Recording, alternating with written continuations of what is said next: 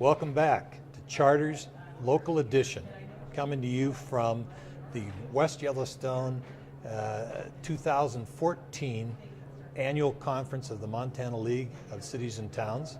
I'm your host, Mark Staples, and my guest for this segment is City Councilman from Great Falls, a longtime practicing attorney there, and old friend, Bill Bronson. Bill, welcome to the program. Happy to be here. Thanks for stopping by. Tell us a little about Bill Bronson and how you came to be in city government from your other endeavors.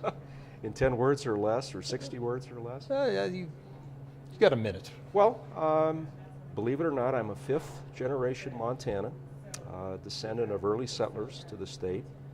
And as far as an interest in politics, my grandfather was an elected official in Hill County for 40 years.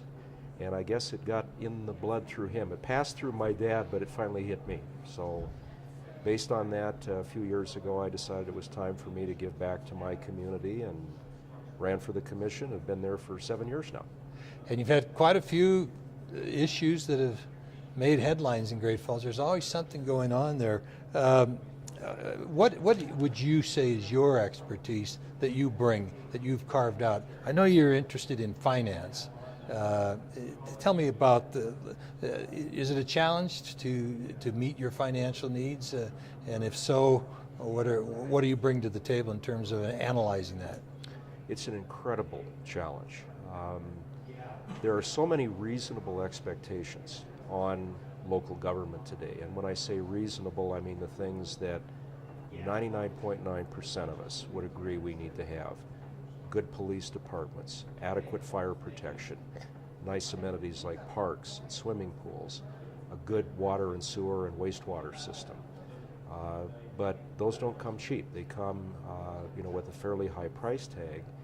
And the public expects us to provide those services, but unfortunately, whether because of a lack of understanding at the state level or sometimes some difficulties even with our local citizens, there's a lack of understanding about the fact that we don't sometimes have as much money available to provide the services that we know they want. Yeah. And so you have to prioritize, obviously. We do. We're always accused of overspending, but in reality, I can honestly say virtually every city and town in this state prioritizes better than a lot of major corporations do. Seems like everybody should serve a term on a city council, a school board, so just so they see how tight a squeeze these things are. Absolutely. You don't. Did Absolutely. you have any perception of it until you served? Just how difficult it was? Believe it or not, not really, but I had an advantage. I had served on our Planning Board and Zoning Commission for 6 years before getting on the City Commission. I had been on our Local Government Study Review Commission back in the 90s, reviewing the whole operation of government. And because of interactions in the law through the years with local government officials, I already had some sense of the magnitude of the problem.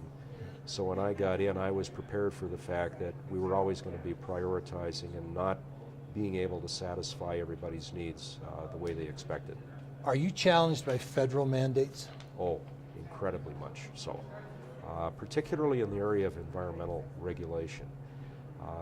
Many communities in this state, I'm going to single out some of the smaller ones right now, because of the expectations of the Environmental Protection Agency carried through our state environmental agencies, they are being asked to undertake huge capital expenditures for wastewater management and that sort of thing. And these are communities that are already suffering financially. And it's a real challenge to them, and therefore to all of us representing all cities and towns, to find ways to make that work so we don't put an undue burden on their constituents. And what steps are being taken by you and your colleagues to deal with these situations? Fortunately, the state of Montana has been very receptive to our concerns.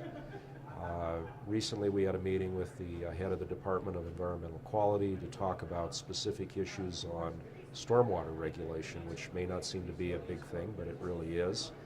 And we were pleased to hear that they understand our concerns. They want to work with local governments over the next 2 years to find a way to accomplish reasonable environmental protection, but at the same time not creating an unreasonable financial burden. What about, we all know that eastern Montana, because of the explosive growth there, is having infrastructure challenges. Are the reverberations of that coming back as far as north central Montana and Great Falls? Or is it something you look forward to, or do you have your own infrastructure challenges? I mean, you talked about parks and maintaining services, but what about infrastructure? Well, we have challenges in the large cities. None of us will tell you that we don't have issues or problems, but because of a larger financial base to work from, we are better equipped to deal with those issues than our friends and neighbors in eastern Montana. It goes without saying, they have been impacted tremendously by the changes in the oil and gas industry. And fortunately, the Bullock administration is looking at a proposal for using our state bonding capacity to develop a $45 million program to aid those counties in eastern Montana that have been heavily impacted. And it won't be just traditional infrastructure like streets, roads, water, and sewer. It will also be an opportunity for some of them to buy needed resources for, say, their police and fire departments. As an example, I had a conversation with the mayor of Glasgow this morning. She needs a new fire truck in her community. This program, if properly developed and if passed by the legislature, will give them the opportunity to make that request and hopefully get what they need. What's your number one hope for the future for the city of Great Falls? I've got lots of hopes and aspirations for the city. We've been a little bit in the doldrums for the last few years, as I think you know, but we're excited. There's a lot of efforts to revitalize our downtown now for the first time in probably 30 years. We're seeing major investments in the downtown, and I'm hoping that that kind of brings back the community that I knew years ago when the Anaconda Company was still there. It was a blue-collar community then. It's going to be a little bit more white-collar now. But I would like to think in the next 15 or 20 years, Great Falls is going to be back on the map like it was in the old days. Well, I remember taking the train from my hometown of Butte to Great Falls to visit a great aunt, and to me it was the big city. So thank you for coming by. I've always loved Great Falls. I think that many Montanans have a real fond place in his heart. And Bill, with people like you on the council, I look forward to great things. Well, thanks for coming by. Thanks for the opportunity. And thank you for tuning in to Charter Local Edition.